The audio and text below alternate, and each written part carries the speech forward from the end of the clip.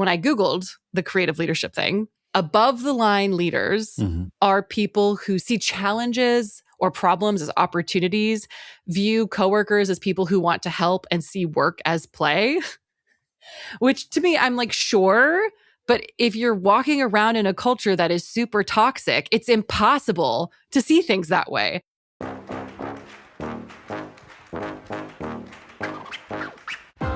Welcome to the Project Management Happy Hour. Our aim is to share frank and honest discussion about real-world issues in project management, but do it in a way that's not too dry, though it might get a bit salty sometimes. Top Shelf Replay, they told me I'm too nice.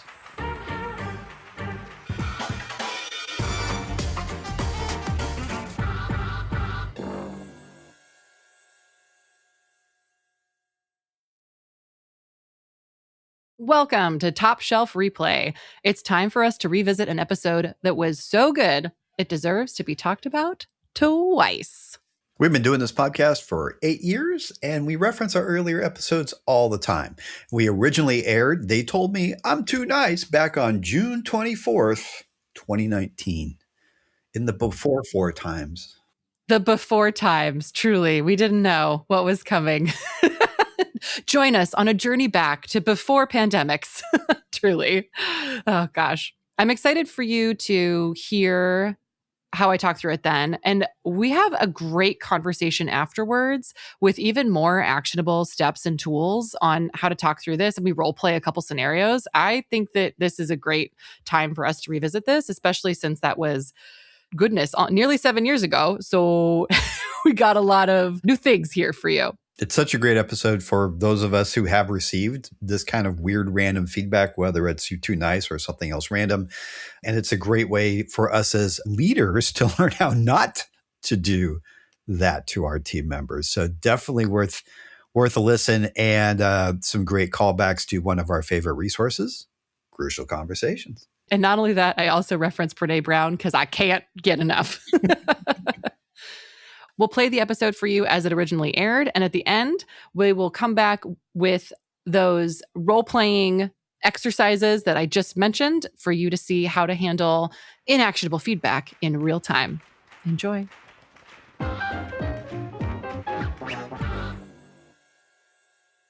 Our topic today comes from one of our listeners, and they are asking us, what do you do with the feedback, "You're too nice"? And my first question on this is, Kim, have you ever been called too nice? Never. Oh, it's a loaded question, and I was right. Strangely enough, I was told once that I don't have enough of a sense of urgency when I talk to customers. Oh, really? Yeah, it was earlier on in my PM career, and it was weird because on the inside, I was completely panicked all the time for years. But on the outside, I was very dedicated to maintaining being cool about it, trying to be calm, trying to kind of be the stone of stability in the situation. Mm-hmm. But strangely, it came across as, I'm not worried about this. I'm not worried about your problems. That's so funny. And I think if you progress in your career, they want you to come back to that cool as a cucumber, right? Like I've never seen a situation where I want to tell someone, it would be great if you were panicking and everyone knew and it was scary. It's a terrible piece of feedback. But today, that's what we're going to talk about, this type of feedback. In particular, for the too nice comment, this tends to be gendered feedback. I believe the person who sent this in is a woman. And for some reason, we rarely tell men they're too nice. I don't know why, but it's a common piece of really inactionable feedback for women or non-binary people. And so, Kim, since you haven't heard this feedback before, what does too nice mean to you? So if I were to hear that as feedback, I would take it as maybe I'm not holding people accountable. Maybe I'm not saying no enough.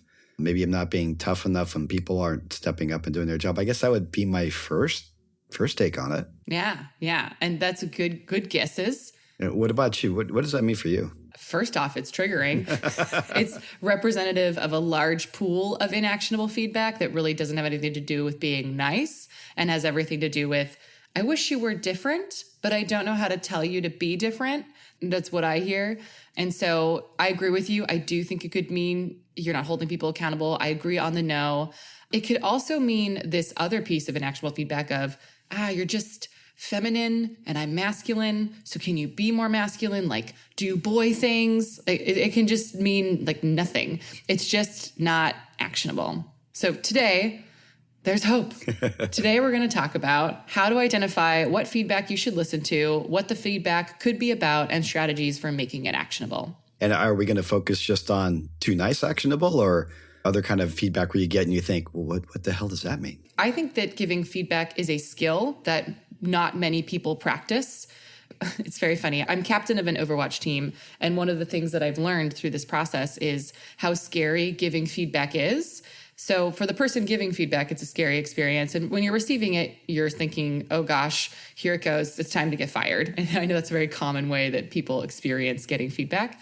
But because so few of us are in a position to practice giving feedback, often feedback comes back and is bad. So the strategies we talk about today are for any piece of feedback you get that's inactionable. We'll focus on the too nice piece, but I think Kim has an example of a time when he got feedback that didn't make any sense. I have an example I'll share with you. And so we'll go through, and this is applicable to any type of feedback you get that you think, what does that mean? Why did they say it? So for step 0 of this process, this is key. The first thing that you need to ask yourself is, does the person providing this feedback have my best interest at heart? Are they there to support me? Have they demonstrated this in other ways by cheering me on, by putting me on good projects, or spending time with me to help me get better? And I guess you need to decide, do you really admire this person or want to be like them or see that they have helped other people succeed in the past? Because not all feedback is created equal for sure. And so you need to really decide, do you want to prioritize responding to feedback for this person or from other people you're getting? Everyone has an opinion, right? I mean, it doesn't matter what you do. Somebody says, oh, you could have done it this way or that way. And of course, I think that there's always something to be learned from feedback. But I think that you should invest as much into the feedback that you're getting as the person that gives you the feedback invests into you. Very good. Actually, can I step back even further than that and prove that I've learned a lot from you? Yes, please. I would almost think that the steps, this is step 0, maybe step -0.5 or what happens before, is all of the crucial conversation stuff you've talked about is first, don't freak out, but get curious about it. Just stop, because I know it's really tough when you get feedback. Your initial reaction is, it's very easy to get emotionally invested. Yeah. But like you've talked, through on so many podcasts is, just stop and get curious about it and try not to let yourself get triggered, I guess. Yeah. And I think what's tricky about this feedback is that, especially when it's inactionable, it can come out of what feels like nowhere. Yeah. So sometimes what happens is you have to get feedback and then walk yourself to step 0 and then step -1, right? Like you tell me that I did a great job, and then you say something like, oh yeah, and I it was so great, and it was so interesting. This time you didn't do that too nice thing. And you're like, hello? What? What's happening? And then you think, I love and respect Kim, and he has my best interest at heart. And then you take another step back and say, okay, I can get curious about this feedback and trust and lean into it. Totally, 100%. That's really a really great ad. And I want to share a story that I had literally within the past couple months about getting ambiguous feedback and the journey it took to making it actionable. So now I want to share this so that you, our listeners, can understand like what a journey it can be to understand inactionable feedback. I think our listeners know, I'm in San Jose. I'm working in a program where I'm in one place for 6 months. So I have to make a big difference in 6 months.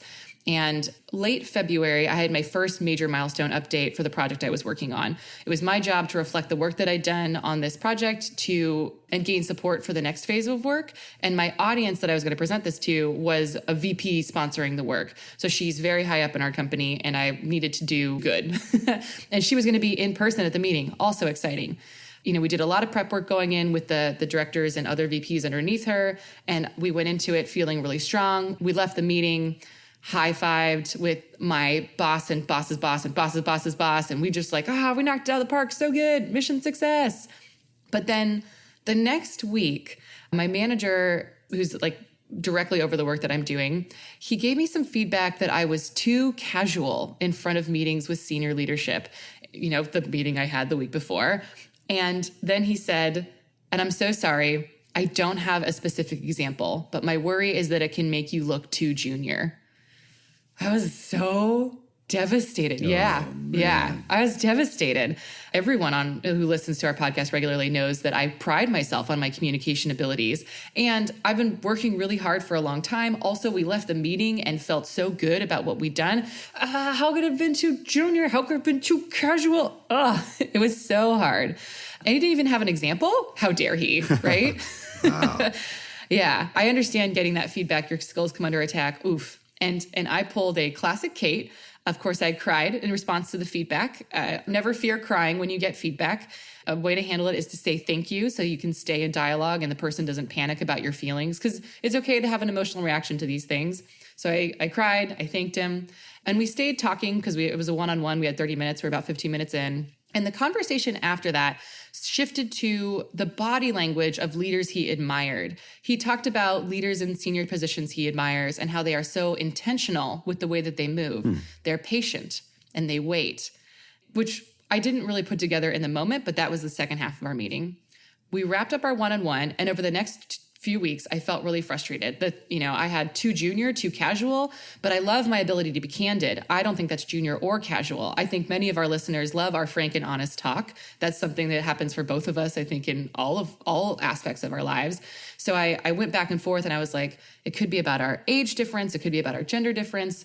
I just can't figure it out. And then at our next one-on-one, we talked about a leader, again, that we both admire and the traits that we're trying to pick up from those leaders. And again, the conversation focused on the gravity the leader carried and how they always chose to speak last.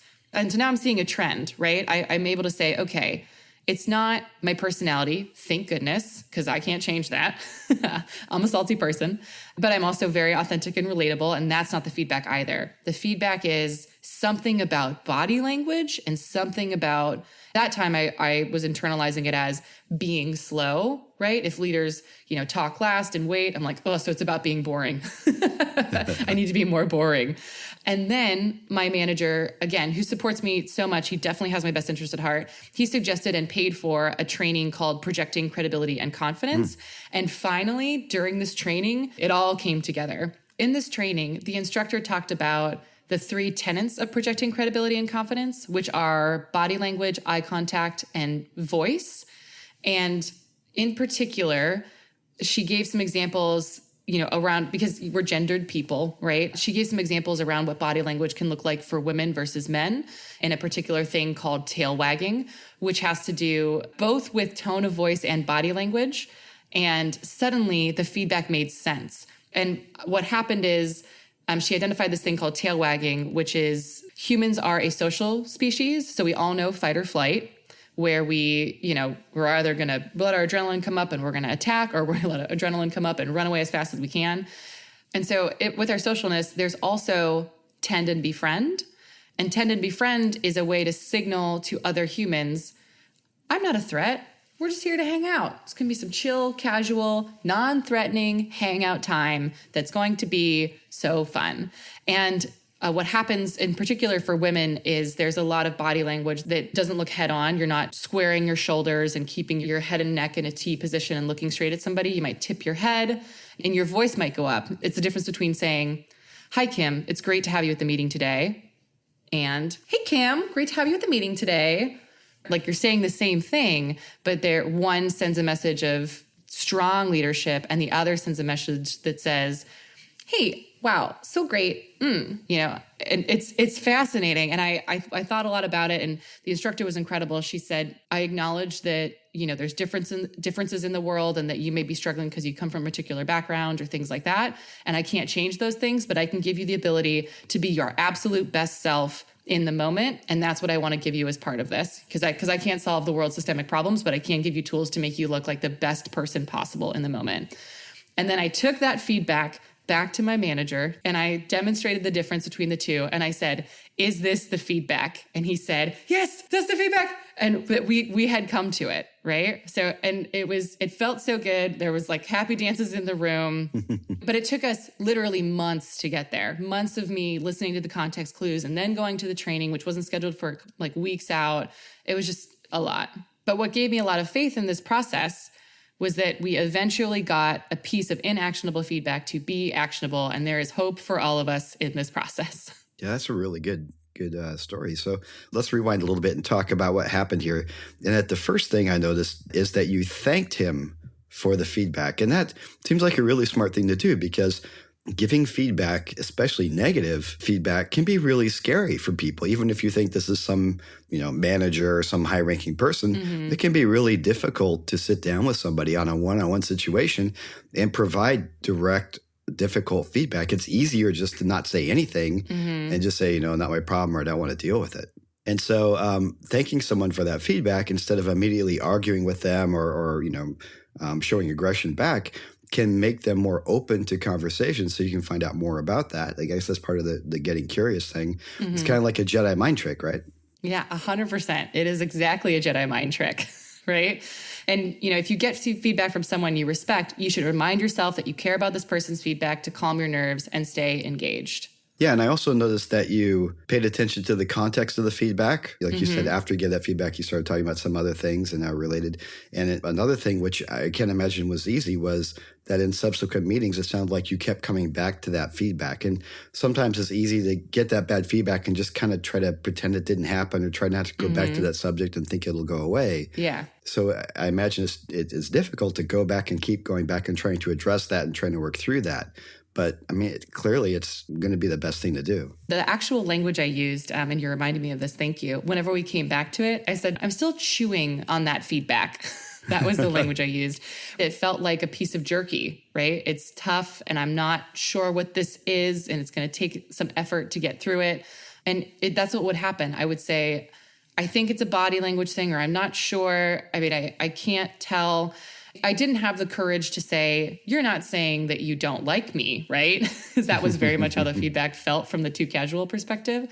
And then he would talk about leaders in this more abstract way, like, oh, they're so patient, or they're so centered, or they're so intentional. And those things are still not actionable, right? It did take going to an expert, right? The training I went to really understand it.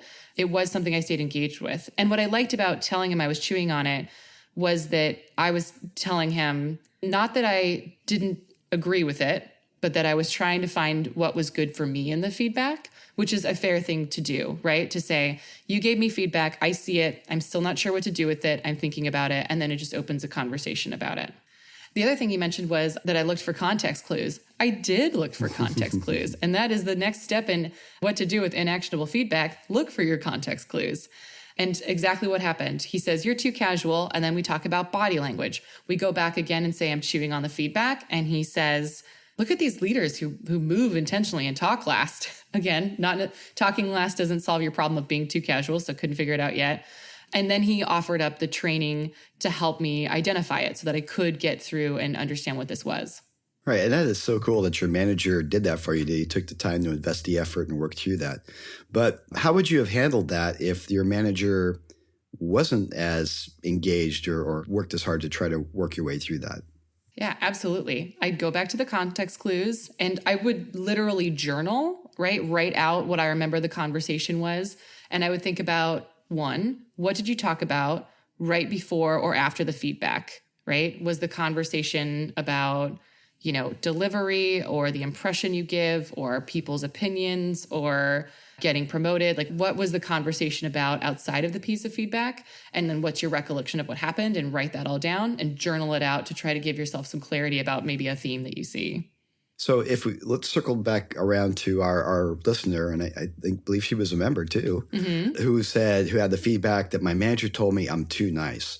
So what are some specific things, hearing that kind of feedback, that you might encourage her to look for? Yeah, I think we should talk through some examples and see, right? So we're going to look at the language of what happens. And so as a first example, let's try, Kim, you're too nice. They just walked away with more than we agreed on.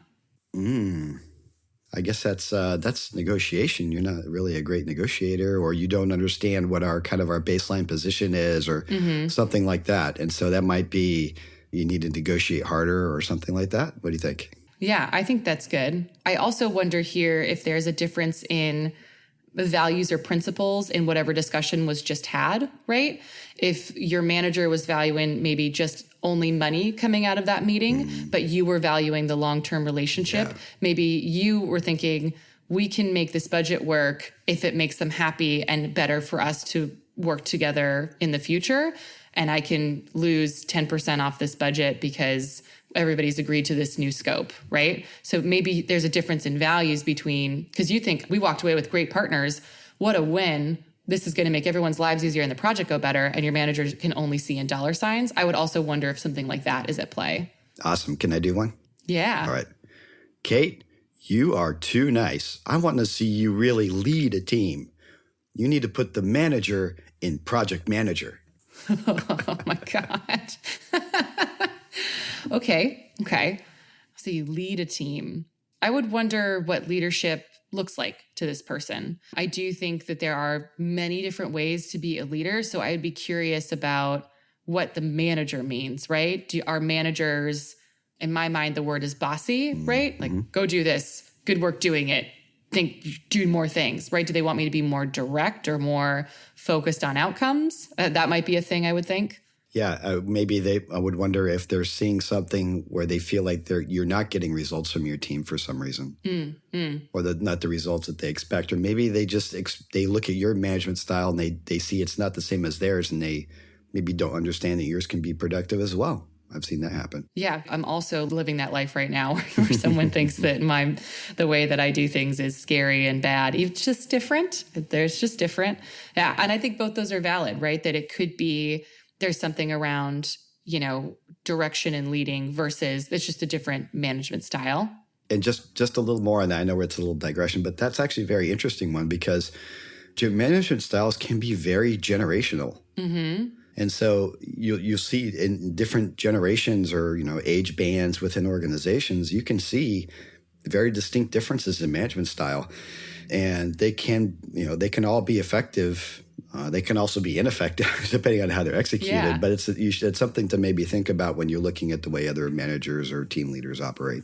Yeah, very much. I met with a PMO leader in my company and we sat down and I forget what we were talking about, but it was so immediately clear that we were different leadership styles to the point where it was like, I don't know if we can even realistically talk about how we would do this together. Wow. Because not that I didn't want to work with them, but just that the leadership style was so different. I'm definitely a bull who walks carefully in a china shop, but isn't afraid to break it down.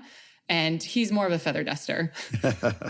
There's nothing wrong with either of those approaches. If you want to lead through, look at how beautiful we've made this shop and we're keeping things together and it's about the organization and the feel of it. And I lead with, we're going to get some things done. And if we don't, I'm not afraid to break things and learning a new way to do stuff.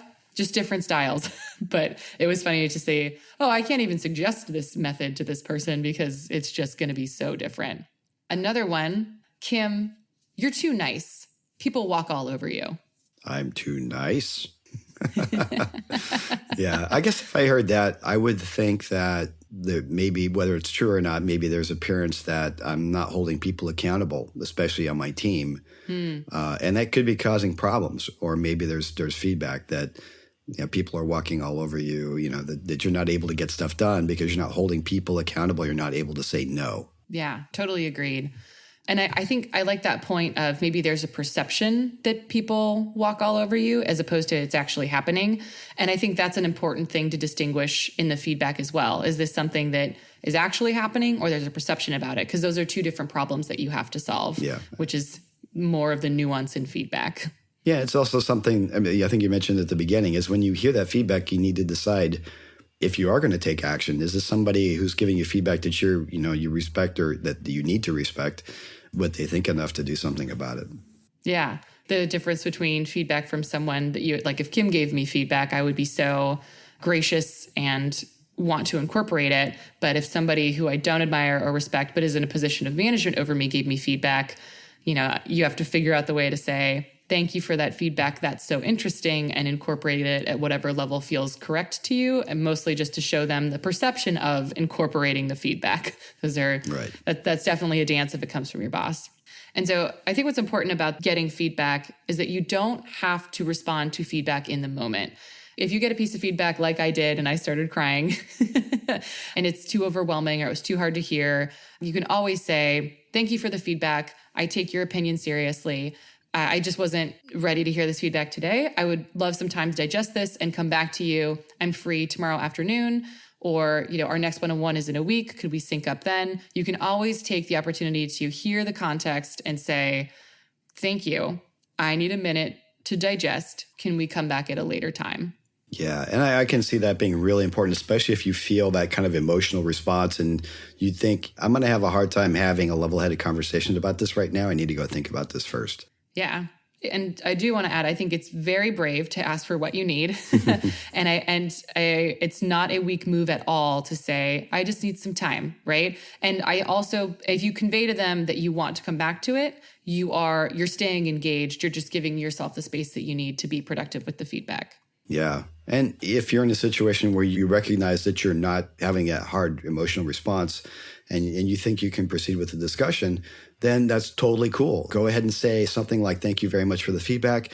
Can you tell me a little bit more about that? And keep, while you're in that moment, if you're able to, and if you're comfortable doing so, then keep going with that conversation. Keep kind of engaging and pull a little bit more information out maybe. Yeah, right. This person has demonstrated they're bad at giving feedback, but if they're the right person to be giving you feedback, staying engaged is great. Your goal here would be to get at the root of why they're giving this feedback. And it's important to remember that feedback is a two-way street. It is a discussion, right? If I had feedback for Kim on this podcast, it would never be something like, Kim, don't get sick, end of sentence, walk away, mic drop, break things, right? The feedback would be more something like, oh, do we need a break in between so that we were able to support you while we do this? What would an easier schedule look like for you, right? Feedback is a conversation. It's not a one-way street. And you are absolutely in the right to ask for more information about this. So to Kim's point, right? Tell me more about that. You can ask questions around, what does too nice mean to you? Yep. Right? And if they can't answer that question, and they can't tell you more about the feedback that they've identified, you can flip the question and say, what does a leader who's not too nice look like to you? What does a leader look like to you? What does a strong project manager look like to you? How would the ideal person handle the situation I just did? What behaviors would you have liked to see from them? And I think it's important to focus on behaviors and put them in a place where they say, well, if someone, if the ideal way to handle that situation would be to tell that person they are running behind on their deliverable and it has to be done by Friday, right? And so if this person is thinking, you're not holding them accountable, you don't know how to do that, maybe they can't see that you've already had a conversation with this individual. You already know it's going to be late. You've already budgeted for time in your schedule, and you're just not making this person go through the embarrassment of being, dragged through a meeting for being late. And because that's not your style, that's not the way that you want to lead, which I agree with and admire. So that gives you an opportunity to say, oh, that's so interesting. It's important to me to value how my team feels in big meetings with a big audience. So I talked to them about this beforehand, and we'd already agreed to this schedule, and I've already budgeted and accounted for that. What I think can also be really useful is if you can go a little deeper and find out what are the specific impacts that they're concerned about. Because a lot of times it's not the behavior they're worried about as much as it is the impacts of those behaviors. So you might maybe something like, so when you say I'm too nice, can you tell me, what do you see as the negative impacts of that on me, on you, on my project, on the team, whatever the right context is. But maybe just, what do you see as being the kind of the downside or negative impacts of that? Yeah, very much. That's a very strong place to have a conversation from, because if they can't identify the behaviors that you need to have, they can identify the consequences of not having the whatever skill they think that you don't have. I would also push them for training on this topic, right? If you can't get to the root of it, I, of course, recently read Brené Brown, and a piece of wisdom I am internalizing is, I think she said something like, I've never had something go positive because I decided to power through an uncomfortable conversation for longer than necessary. If you're not really getting anywhere with the discussion, it's totally okay. You can come back to say, thank you for this feedback. I'm going to think about it, and we can circle back.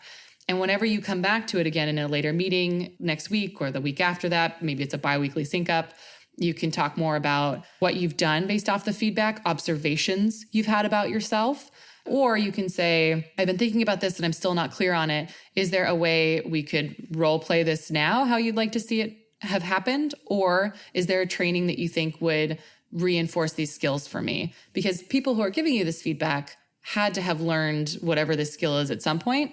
Wherever they learned it, they can send you to that resource. When I was early on in my project management career, I think it was my very first full-on project management job. And I'd been in the position for a couple of years, and I went to my manager and I said, hey, what's the path to become a senior project manager? Because I don't know why, but I was really focused on it. Like, I want to be a senior project manager, not just a PM, a senior PM. And I really, really wanted it. And so I went to my manager and I said, so what do I have to do? And he says, well, you're not ready yet. I said, okay, so what do I have to do? Tell me what I have to do. Do you want me to take a class? Do you want me to get my PMP? What do I have to do? And he would never give me concrete feedback. He just said, no, you're not ready. Let's talk again in 3 months or 6 months. And I wish we had this podcast then, or I wish I knew then what I do now, because then I would have maybe driven that conversation and say, what does a good project manager, what does a senior look to you? What am I not doing that a senior project manager does that you would expect? Or, what are the results or something like that? So I was eliciting feedback in that case, but it was inactionable what I got back, and I was never able to get it to an actionable state. Yeah. Yeah, that manager sounds like they sucked at giving feedback. Yeah. Because, yeah. And I think if you end up with a manager like that, there could be a couple different reasons. It could be that my least favorite thing I've learned about leadership is that there's only so many promotions to go around, and there's a dance. And even if you feel like you have a team of 10 rock stars out of 10, you still have to do a dance of there's only so much money, there's only so many promotions, you have to be the best of the best to get there. I already have 3 best of the best. They could be doing that, which is lame and frustrating. I hear you and I see you for that. But also, they could just be afraid to have that hard conversation. So another strategy to take could be inviting them to come to a meeting where you think you're going to do a really good job. Oh, yeah, that's a good idea. Yeah. And ask them, hey, could you come to this meeting? I'm going to be presenting to senior leadership, or this is the kickoff, or whatever it is, right? But where you feel like you're demonstrating next level abilities, and then ask them how they felt about it afterwards. And now the point is rewind the podcast, go back to the beginning, follow the steps. Because they'll probably say things like, oh, it felt good whenever you introduced the team, or I liked how you talked to Todd. That was good. And then you need to go back and understand, what did I do well with Todd, right? What things went well and what didn't. By asking them to engage with you, that is a way of giving them feedback, right? That they can see how you're doing, say something about it, and you can continue to improve over time. Another thing you can do is prime them for what you're trying to do, right? Before going to this meeting, you can say, my big goal today is to get everybody to agree on the scope. We've had a really hard time getting this document circulated. I've had a lot of prep conversations before this, and so I'm hoping that at the end of this meeting, we're going to get a signature on this document, right? And then they can see how your hard work has come to fruition by the end of this meeting. It's a journey. Feedback's tough. It is. It's tough, but don't shy away from it. I guess that's one of our takeaways here. It is, yeah. So to recap, I think that's where we're at, unless there's anything else to share, thoughts that Kim has. No, I don't think I could say them if I had them. Yeah. So once you've gone through this whole process, right, where you've accepted that you want to take the feedback from this person, you've gotten curious and thank them for the feedback, ask them to say more, you pay attention to your context clues if they can't tell you exactly what the feedback is, and then find something actionable in it. And if you can't do that, seek out training or ask an expert, and then check back in with your manager. Hey, I've been working on that piece of feedback. Come see me do this thing. Tell me if you see that work has been incorporated into the way that I operate. Definitely.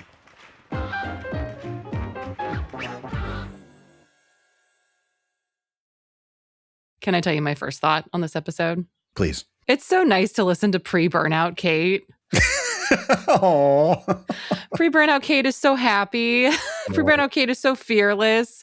Pre-burnout Kate is not so sad. It's really nice to hear Kate pre-burnout. I think it's wild. That episode was in 2019. Things really went downhill after that. Truly almost right after that episode, I really things started to go downhill for me. That was the beginning of all kinds of terrible, I'm going to go with inactionable feedback that was largely about, I think you should change who you are. And also a lot of I think you should just say yes, rather than feedback that I think was helpful for me. And to be fair, saying yes got me promotions and more money and raises, but it did not make me happier. So listening to pre-burnout Kate is a treat. It was a joy. So thank you. Thank you, past Kate. I think that now current Kate would be making you proud again. So do you feel like you listened to past Kate advice and did it work for you? What I think is so interesting is I talked a lot about that manager that I had, who was wonderful. I adored him.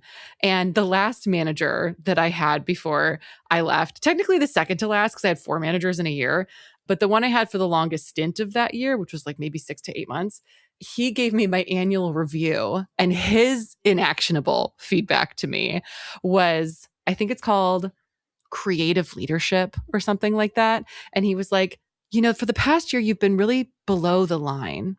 And I think that you should be above the line. It's so great. This thing about creative leadership, it tells you that work feels like play. And I was at my most burned out. I mean, this was April of 2024. I was like headed into the medical leave. And I was like, I was so defensive to what he said. Like listening to pre-burnout Kate on this episode talk about, hey, like your manager can have your best interest at heart. Like here's the things that they could say. I had like a 180 experience of that with this manager who I think he had his best interest at heart, and me being cooperative and aligned to him would help. And I don't think he was wrong. I do think me being not defensive and not burnt out would make for a better workplace for everyone that I worked with. But it wasn't my fault that I was in that position. It was very much like his fault that I was in that position, honestly, because of the way that he'd been managing me, the type of back and forth feedback I'd gotten, the way I'd raised for support, and things hadn't happened. We talked a lot about this on the burnout episode, but it's wild to think about in the span of essentially 5 years, like going from super supportive management to not supportive at all. What does below the line even mean? I want to say below the line, you just crossed the line, buddy. What is that? I responded very defensively. Basically, he was like, you seem defensive. And I was like, well, you asked me to do 2 different rebrands in 1 year, which I successfully did on time for both of them. And I ran a team with no direct oversight. And also, we were being pressed on all sides to do everything. I managed this team to deliver everything that we possibly could. It makes sense that I was defensive. I don't know how I could have done this differently. Like, it wasn't a great response out of me. I think the best response would have been like, oh, I'd love to look into like creative leadership. But I was also like, are you effing kidding me, dude? Like 2 different design rebrands in 1 year. I worked my team overtime for like 2 different 4-month chunks of the year. And the only reason we could do that was because of my previous decisions to refactor the code to make this easier. So like, you benefited from everything I did. Yeah, I was grumpy. I had a hard workload, dude. Gosh, I did as best as I could in the moment I needed to go on leave. But when I Googled the creative leadership thing, above the line leaders are people who see challenges or problems as opportunities, view coworkers as people who want to help, and see work as play. Which to me, I'm like, sure. But if you're walking around in a culture that is super toxic, it's impossible to see things that way. Like half of that battle is the environment you're in. You can't just walk around like, what an opportunity for us to work together if the people around you aren't actively working in your best interest. You just can't do that if you're not set up for success. So, but above the line means that you are, I think it's like a personal thing. Like if you get stressed out about everything, you could be like, let's see this as fun. But like, just like we talked about on the burnout podcast, like you do not exist in a vacuum. Your work isn't you in a vacuum. You could look at this, like you have to take that into consideration. There's definitely parts of my career where that would have applied, where I could be like, I could take this on and like be a little more positive about it. But in burnout territory, that doesn't work. Do you feel like that leader just read that book and was looking for a place to use it in a one-on-one, or is that a thing? I do think this leader approached everything with that attitude. But I think that he also felt no obligation to me or anyone. Right. So he was just like, it's all about what the business wants and needs. It's all about what the business wants and needs, which is at his level, he was a senior director. At his level, that makes a bunch of sense. Like you have to think about, laying off chunks of your org every year. You have to think about moving into new opportunities. You have to think about crushing old products that aren't working anymore. You got to think about those types of things. So it makes sense to me that he was just like moving with the wind and with the currents as they moved. But like that won't work for somebody where I was in middle management. In middle management, that doesn't work. Well, actually, that really takes me back to one of the things in this episode that I had forgotten about. And it was something that you had talked about where you want to invest as much effort in understanding, respond to that feedback as they have invested in you in giving you that feedback. Because it could just be a drive-by. I just read this book and I'm just flipping this advice out because I've been waiting for an opportunity to share what I read in this book. Or it's something that's been thoughtful, that they've been considering and trying to find a good way to coach and mentor you, and they're trying to give you positive feedback. Yeah. And the other thing too that I will mention about like during my time, the time that pre-burnout Kate was in, I was in a program designed to give me feedback and growth. And when I came out of that program and I was in my day-to-day job, getting feedback like that was starting to get exhausting. Like the amount of feedback I'd gotten over the couple years I was in the program was really focused on like grow, change. And that's always great. Like I'm grateful for the things that I learned in the program. But by the time I got out, I told one of the managers I had by the time I got out, I was like, I'm done getting feedback. I don't want feedback anymore. I don't want feedback for the rest of my life at this point. I think at this point, I'm finally ready to get some feedback. But I told my manager, I was like, I'm not interested in feedback at all. Don't give me feedback anymore. And he was like, what? And I was like, look, if you want to like work together on a presentation and we are collaborating on things, love to do that stuff. But if you want to tell me like, Kate, be different in a meeting, I don't want that feedback. Don't give it to me. Like, I think I would have quit if that manager had given me that feedback. Yeah, because you were in management training programs. I had never, I remember, when you went through that, but I never really realized that I guess that's what it is really just constant feedback. You must have felt like you're a bit under a microscope there. I did. And that feedback on me being too casual, it took me the whole program to really figure it out. The stuff that I talk about in that podcast, the tend and befriend, and it's funny, a lot of people call that, there's fight. I know I talked about some earlier, but there's fight, flight, and fawn is the last F. So fight is like, my adrenaline goes up, I'll punch you. Flight is, my adrenaline goes up, I'll run away. And fawn is, my adrenaline goes up.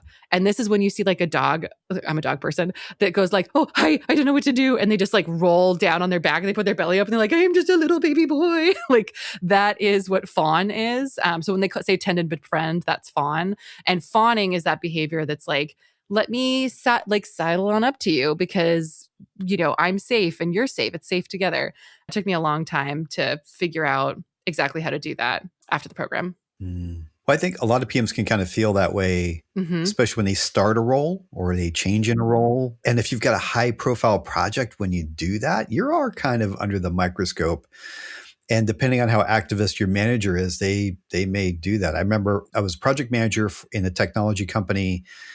And we were implementing these big, sophisticated systems, and I was in the groove. I was honestly one of the top performers in the PMO. I could handle anything. I'm out there. We got a new manager, and he says, "Yeah, I'd like to come with you on this customer kickoff meeting." So we flew out to, I don't know, Houston, I think it was. Did a whole day of kickoff meetings. I knocked it out of the park. Yeah. And afterwards, we went out to go have a coffee or a beer or something. Yeah. And he pulls out a yellow notepad and he starts giving me quote unquote feedback on my performance. And I'm like, what the frick are you doing? I let you come on my kickoff meeting as a courtesy. And now you think you're going to give me feedback? You have no idea what's going on here. Yeah. What was that person's role to you? He was my direct supervisor. Mm-hmm. Yeah. Yeah. Oh, man. Yeah. It's interesting because like I've managed a bunch of different folks at this point. And one thing I think is so interesting is like one of my manager lessons is like you can't this sounds so crude when I say it, but I don't know another way to say it. But it's like you have to buy someone who wants to be coached.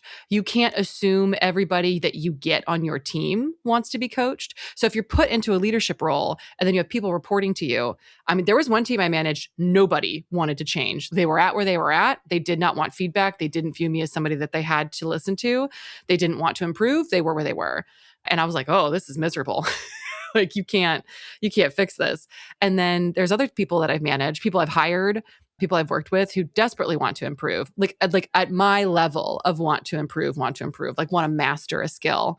And people all have different levels of talent. Some people are like, I want to get really good at that. And they were born for it. And you're like, yeah, can't wait to see you succeed. And there's people who are like, I'd really love to be great at this thing. And you are like, you are pre-intro class at your current skill level. This is going to take some time. And not everybody realizes the amount of work that needs to go into that. All that to say that like a manager, basically without your permission, taking notes like that without like understanding where you were in your desire for feedback, I think is incredibly inappropriate. My advice to all managers I talk to is, what does that person on your team want to do? Because you shouldn't waste your time with somebody that doesn't want to grow. And like that might damage your relationship if you're like, do all these things better. Like if they don't want to do that, that's going to be rude.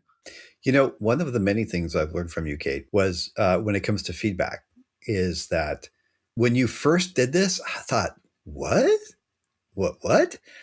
Was that there was, I don't remember the first time you did, it was a document or a video or I don't know what it was, but you gave it to me and you said, look, I don't want feedback XYZ. I am looking for feedback ABC. Got it?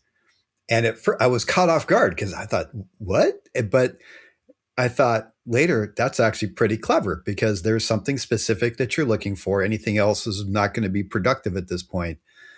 And I thought that was a really clever tool and something I've brought into my toolbox, is that when I reach out for some, because really when you reach out to, I mean, imagine you develop a customer document. Yep. And you give it to the customer and say, I want you to review it.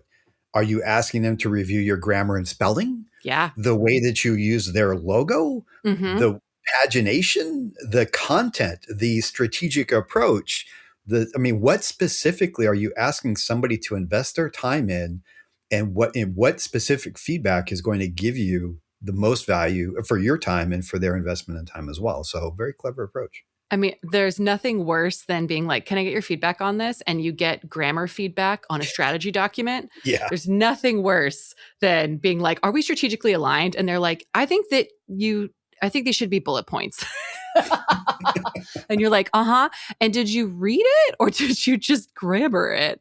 I don't need Grammarly. I need to know if we're aligned. I actually got that from, I worked at an advertising agency for a time. And at that agency, they had clients. And the way that you build a campaign for a client is you start at concept. And like the first thing is like, are we aligned on the concept? And so let's say somebody's coming to us to give an advertising campaign. And so we'll put Kim in charge of this. And it's like, all right, one version of the campaign is that we're cool, smoking 1920s gangsters. And another version of the campaign is that we are high-powered corporate CEO people, and there's a lot of like walking shots with us in suits, and we're going to like audiences are behind us. And then the third option is, we'll say that this is like after school coaching type thing, where it's us in casual clothes with casual people and lots of high-fiving and lots of smiling. So those are three really different, distinct feelings. But like, you wouldn't want to sit there and have you be like, well, in the last one, I wouldn't wear a pink shirt. I think I could wear orange, but I wouldn't wear pink. And it's like, it doesn't matter what shirt color you think you'd wear. If you don't like how after school feels and you don't want to do it at all, I don't need feedback on what color the shirt is.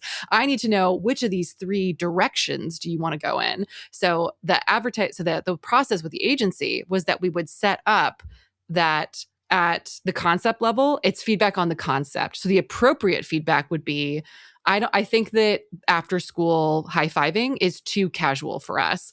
And I don't want us to look like smoking gangsters from the 1920s, but I am interested in this like high-powered corporate CEO look. But this one feels too dramatic for us. Is there a way to get this where we're more like a creative CEO would be like the buzzword I'd use. And that is helpful feedback at the concept level.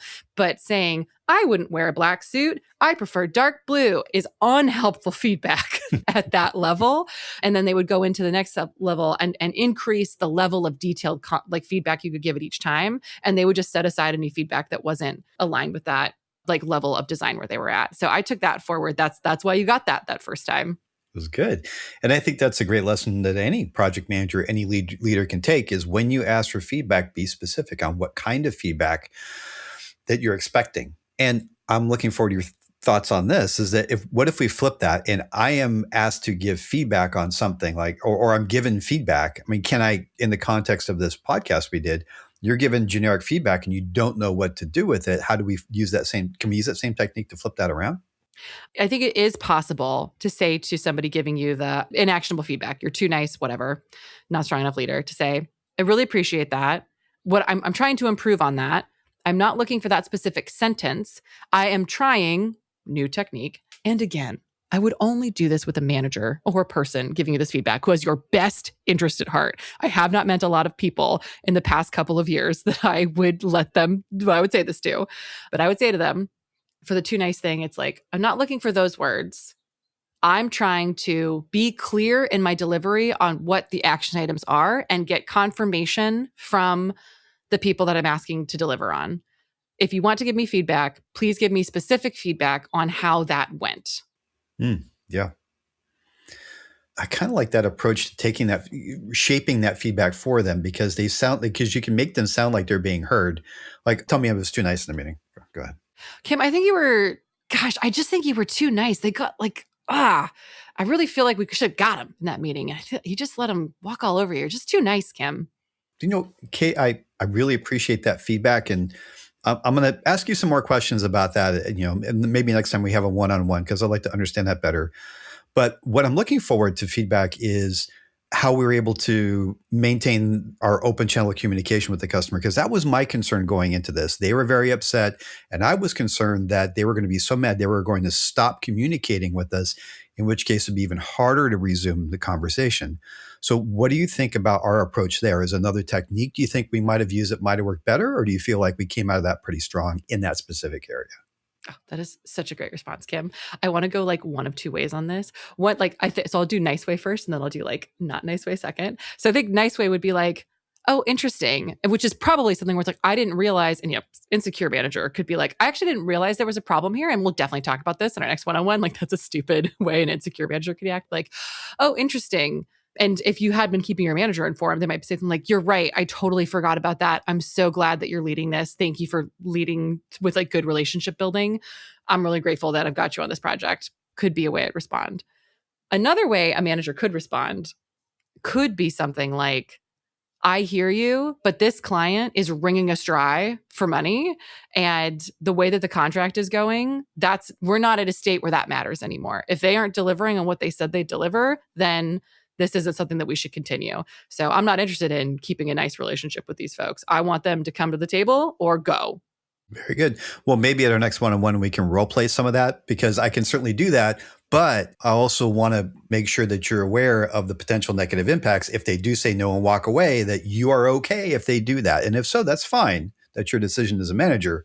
I just want to make sure you're not surprised by that. And I think that's perfect. There was a little say no by saying yes action. We're crossing streams. It was. Yeah. It was okay. Yeah. I'm game. I just want to make sure you're game too. Yeah. Yeah. Definitely. Yeah. Yeah. And I think that's great and I also like how you pointed out in this overall scenario what your goal was. Because sometimes I think that people don't give you credit for what you were trying to do. And I also think if you are managing people, your direct reports are usually trying to do their job. And I get rid of people that don't do their job well. So I'm somebody who's it's not a fit. Let's find something else. I don't fire people just to fire them, but I love working with people who love working hard, I guess is what I'd say, or working at it. It might be the right word. Definitely go home on time. Don't want to overwork anybody, but work at it if you're going to work at it. I like to see people who are satisfied by a job well done. And so when you ask your people, what were you trying to accomplish in that meeting? What was your goal going in? Yeah. That can give you a great way to have the right conversation with someone. So going all the way back to this replay thing or this role play, I am if I thought you were too nice or if I didn't like how you handled it, I would be what was your goal going into that meeting, Kim? Oh, my goal was to make sure that they don't stop in the relationship and they continue the dialogue even if we have to trade a little bit to keep the conversation going. Yeah. Okay. That's good to know. This is on me for not communicating this, but a little bit the whole point of that meeting was that they aren't, it's their fault. Oh. Right? Like in our made up scenario. So it's like, so if that was the goal, you did a phenomenal job, but there was a miscommunication here that was not the goal of this particular meeting.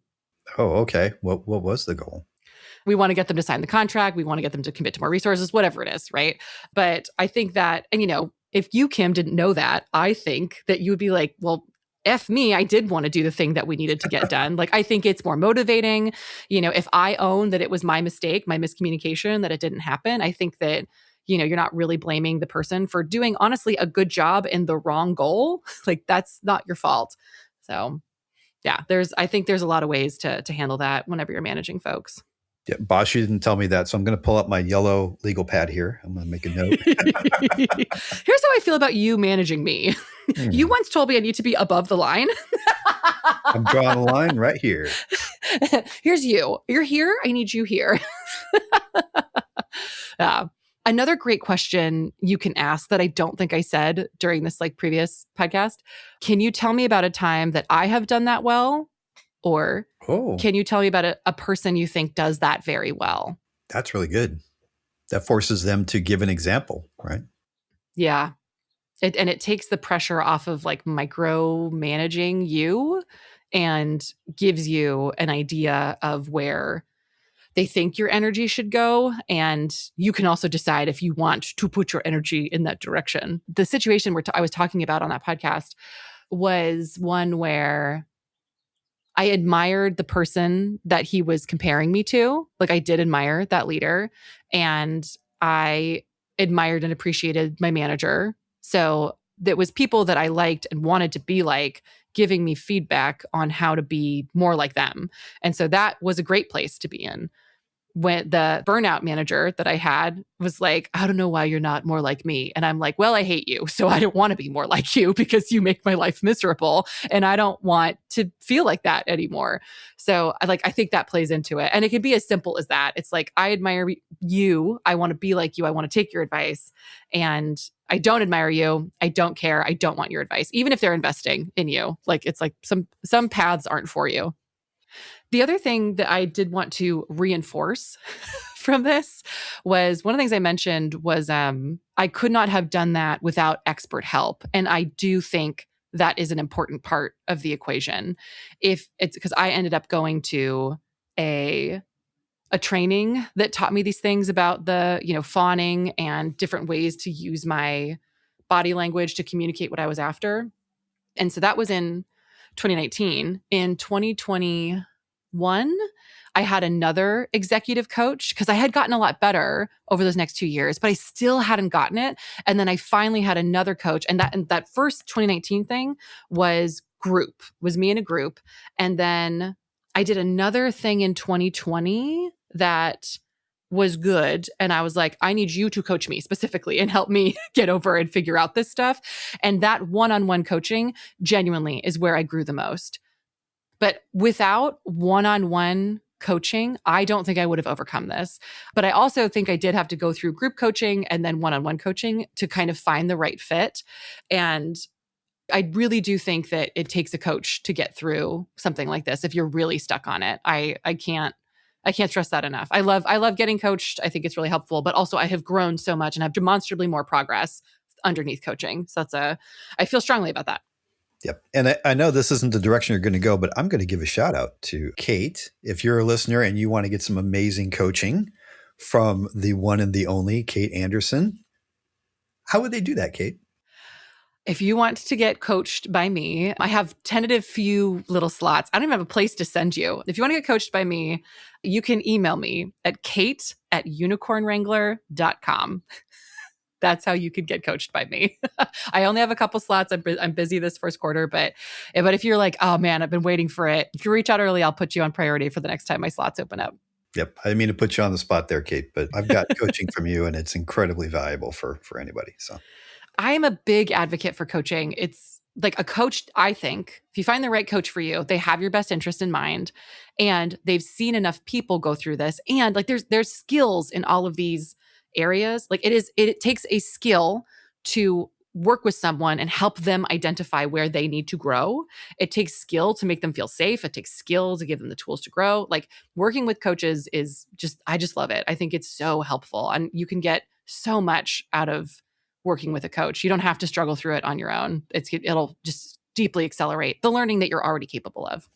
I've actually been paying for a go-to-market coach for RaidLog, and I've gone through accelerators and things like that, a lot of videos, content, groups, things, and they've all been really helpful. But at some point, you just need to talk to somebody and say, am I being stupid here? I'm doing this, this, and that. It seems like it should be working. What am I getting wrong? And you can get so much value from that direct feedback from someone who can sit and listen to you and reflect that back to you and give you that kind of sanity check. Somebody who's been there and done that before. So, yeah. The other thing too is that they aren't as emotionally tied up in it as you are. Yep. So it's not as scary for them to give you the option of like, what if you didn't? Or maybe that's a great thing. You know what I mean? Like things that you might not be letting yourself think, and they can help you let yourself think those things or try those things. Yeah. Big advocate for coaching. I'm not even tooting my own horn. I just think coaching good. I just think coaching good. I also I ride horses. I have become such a better rider under the tutelage of my instructor, and so much progress in a sport where you can never win.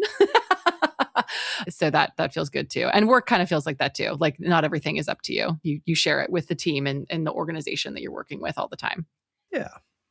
Well, there you go. There's our top shelf replay. I thought that was a really good episode, and it still got some lessons that resound for me from both sides, being the recipient of vague advice and also as a manager to help me avoid giving ridiculous, confusing, and frustrating feedback. Thanks for listening. I've gotten a lot of it.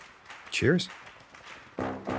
And that's our show. Thanks for listening. If you liked our show, please leave a review and a comment on iTunes or wherever you get our podcast. Your review really does mean a lot. And if you want to check out our membership site and all of our cool content there, you can check that out at pmhappyhour.com/membership. If you want to talk to us directly about project management, PM consulting, training, or whatever, our contact info is on our website under About Your Hosts, or you can just hit us up on our Facebook site at PM Happy Hour. You'll find we're really pretty easy to get a hold of there. And that's it for today. Good luck with your projects, and we hope to catch you again at the next PM Happy Hour. Cheers.